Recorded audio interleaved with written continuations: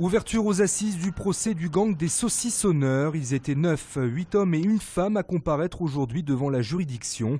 Ils sont accusés d'au moins 3 cambriolages de commerce avec violence et séquestration dans la région lyonnaise. Pour certaines victimes présentes ce matin au palais de justice, l'émotion est forte. Eux, ils demandent l'acquittement, mais nous, on ne sera jamais acquittés. On ne sera jamais acquittés de la zone d'ombre qui restera dans nos vies et des méfaits qu'ils ont pu apporter à toute une vie, à tout un équilibre familial. Je constate quand même que nous avons affaire à une bande très organisée, éminemment dangereuse, avec à sa tête, je pense, un chef qui n'assume pas ses responsabilités. Je dirais qu'au nom de mes clients, le minimum, c'est le maximum. Le maximum, c'est 30 ans de réclusion criminelle pour association de malfaiteurs et bandes organisées. Arrêtés en décembre 2011, les accusés avaient été pris en flagrant délit suite à des écoutes téléphoniques.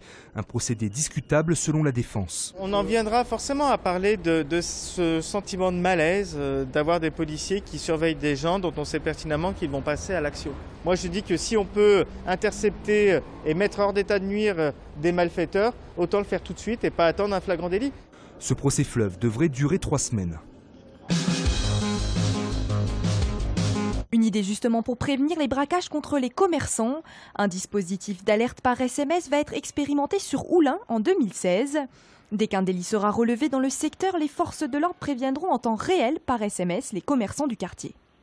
On imagine un commerçant sur Oulin est victime d'un vol à l'étalage.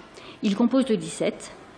Les forces de l'ordre vont prendre en charge son appel, ils vont vérifier la réalité des faits et à partir de là, ils vont envoyer un SMS. L'objectif étant qu'ils soient vigilants par rapport à leurs biens et par rapport à eux-mêmes, l'objectif étant qu'ils se protègent. À Oulin, l'initiative est vue d'un bon œil par les commerçants, avec malgré tout quelques interrogations.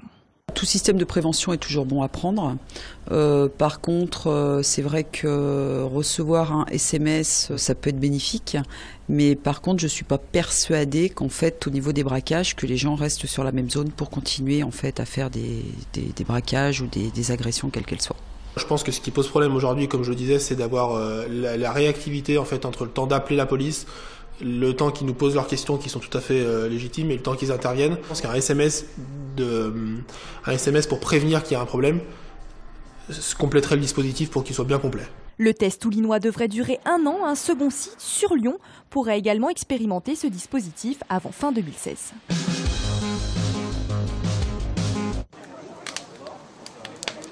La colère des convoyeurs de fonds de Prosegur. Ils sont en grève depuis jeudi dernier ici à Lyon dans le 8e arrondissement pour dénoncer un changement dans le calcul de leur indemnité de congé. Donc aujourd'hui les salariés réclament le maintien du calcul sur l'indemnité des congés payés que notre chère direction a supprimé sans avertir les élus. On ne peut pas accepter une telle perte qui représente environ 300 € par salarié. Pour l'instant, le conflit est dans l'impasse. Les convoyeurs de Prosegur laissent planer la menace de distributeurs de billets à sec faute d'approvisionnement. Les distributeurs se vident et seront vides et donc il n'y aura plus d'argent et les commerçants sont en danger là-dessus. Il va falloir une réaction vraiment des autorités compétentes sur ce conflit. De son côté, la direction, dans un communiqué, se dit prête à discuter avec les syndicats, mais à condition que les piquets de grève soient levés. Maquillage en coulisses pour l'équipe de Tant qu'il y aura des gones. Le premier numéro de l'émission dédié à l'actualité de l'Olympique lyonnais est enregistré aujourd'hui sur le plateau de TLM avec comme invité l'ancien défenseur de Lyon, Jérémy Berthaud. Un magazine de 40 minutes à découvrir en première diffusion juste après le JT à 18h45 ce soir, rediffusé à 21h45, à retrouver également sur le site olympiquelyonnais.com. A noter enfin qu'un numéro de Tant qu'il y aura des gones sera présenté après chaque match de Ligue des Champions. C'est l'histoire de l'artiste et de l'artisan. Depuis 2009, les ébénistes de la Fabrique à Francheville accompagnent régulièrement les plasticiens dans la conception de leurs œuvres. Et c'est le cas encore cette année dans le cadre de la Biennale d'art contemporain de Lyon.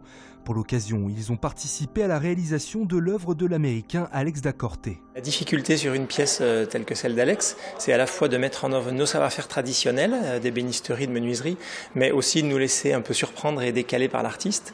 En l'occurrence, sur cette pièce, les matériaux avaient tous des épaisseurs différentes, et quand on veut faire des beaux assemblages avec des épaisseurs différentes, il faut trouver des astuces de montage et de finition qui permettent d'avoir une qualité parfaite.